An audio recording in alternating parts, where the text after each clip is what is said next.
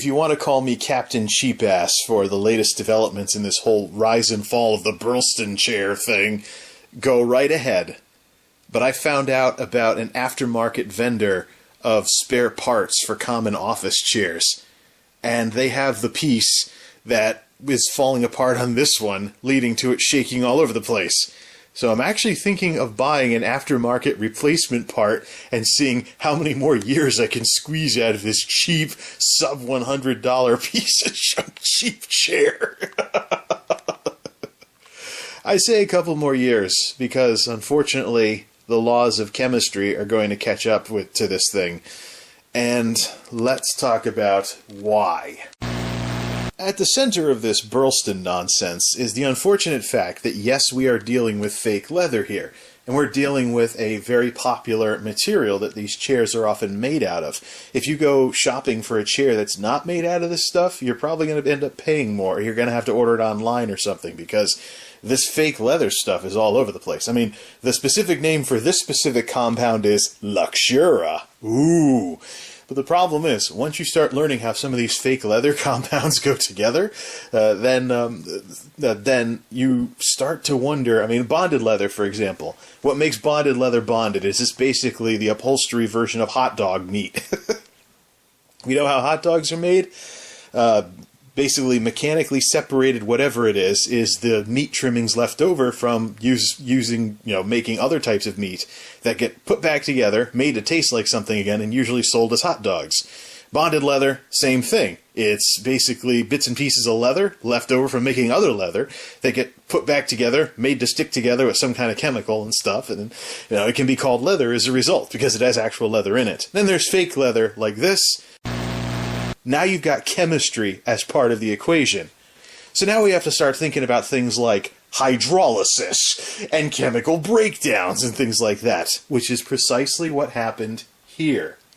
Now, hydrolysis, for those of you that may not know the term in chemistry, is you're talking about what happens to a chemical when it's exposed to high heat and humidity. What do summers in New England have around here? Heat and humidity. What do human bodies generate? Heat and humidity, body heat and sweat.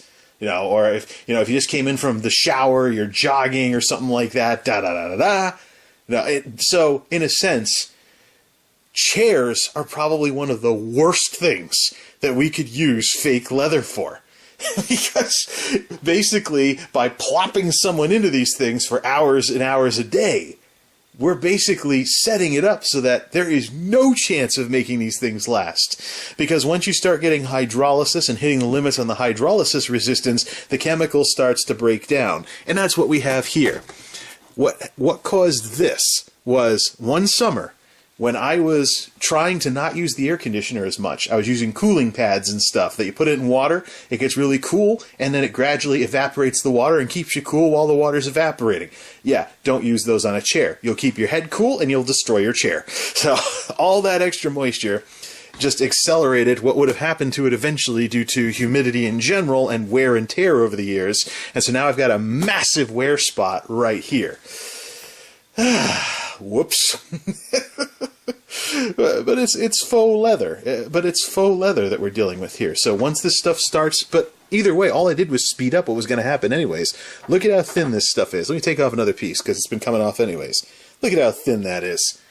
Look at how thin that is. And then there's some material under, and then there's some material underneath, and then eventually you get down to the cloth. But that's the thing. When you get chemicals involved in something like this, now you have to deal with chemical reactions, chemical breakdowns, and many of these compounds are only hydrolysis tested in commercial environments at least to be good for like 5 to 7 years. So that's why I'm realistically saying that if I can fix the mechanical problems with this seat, with this chair, I can probably get a few more years out of it because it's only got 3 years on it. But actually, this chair is the far, far, far more tame example of what I'm dealing with right now.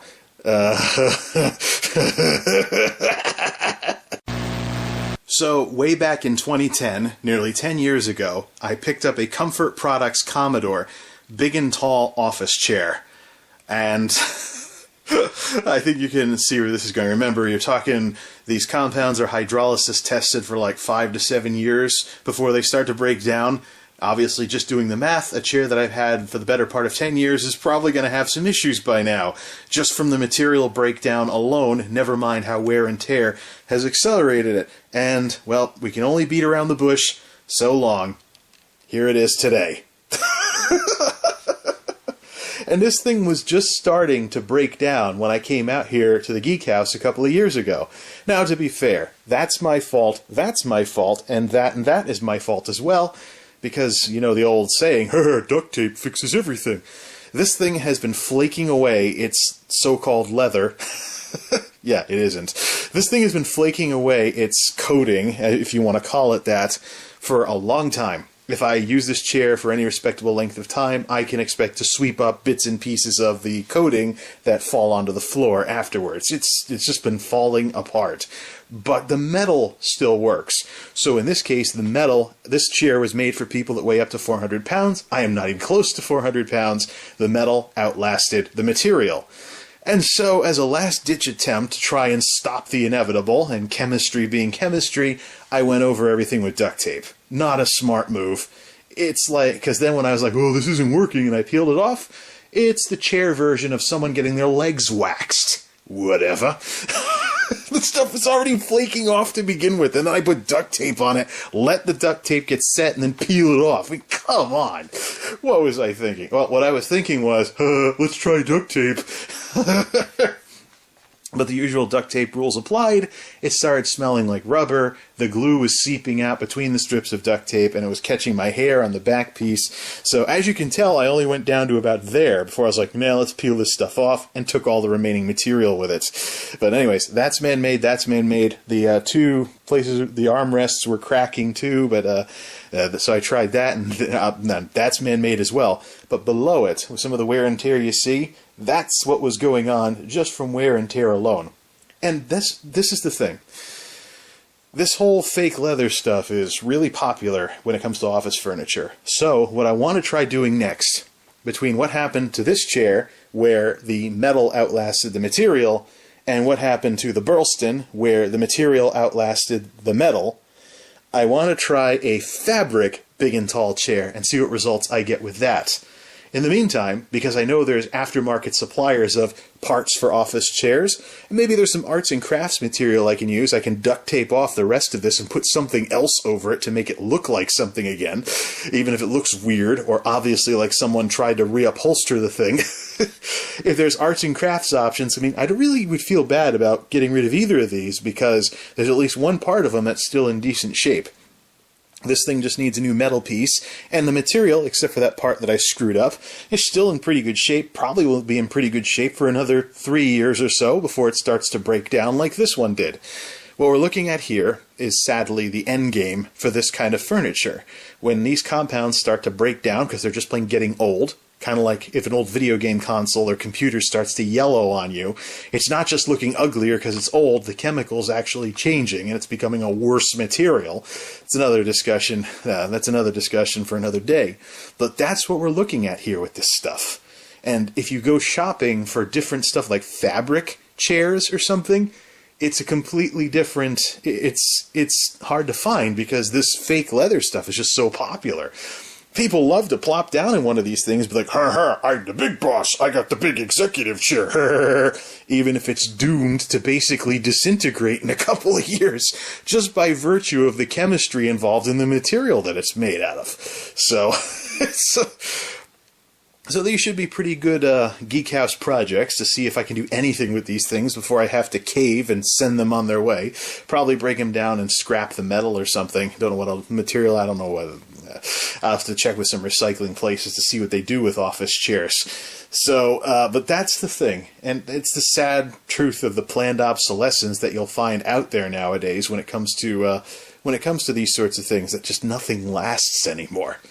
I mean, you compare all these chairs I keep going through. My desk is an Interroyal from the 80s. I had it when I was growing up. I still have it today.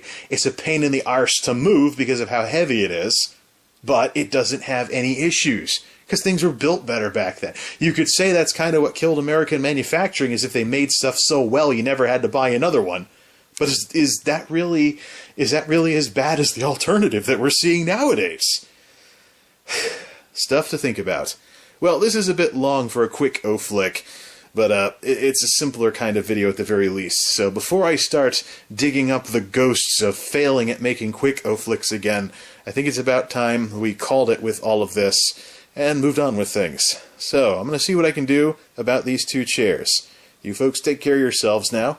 This is MultimediaJay signing off. Thanks for stopping by.